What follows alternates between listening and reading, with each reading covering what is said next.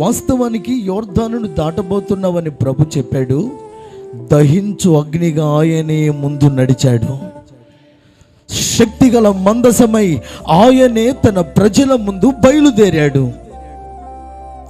కొన్నిసార్లు నా ప్రియ దేవుని బిడ్డలారా, మన ఎదుట ఉన్న ఆశీర్వాదాలను పొందుకోవటానికి మన మనసు, మన ఆలోచన, మన ఎదుట ఉన్న పరిస్థితులు నీకు చెప్పే పాఠం ఏంటో తెలుసా?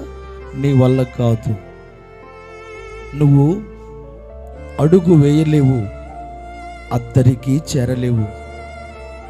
శక్తికి మించిన జనమా, ఆకాశమంత ఎత్తున్న ప్రాకారాలున్న పట్టణాల, అది నీ వల్ల కాదు.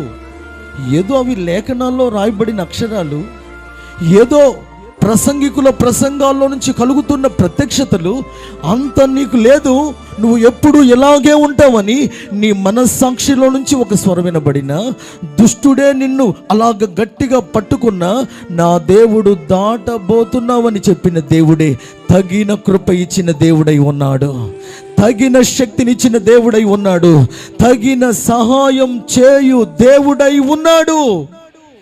ఎక్కగలిగినంత నువ్వు ఎక్కగలిగితే, ఎక్కలేని కొండకు ఆయన ఎక్కించుటకు సిద్ధంగా ఉన్నాడు.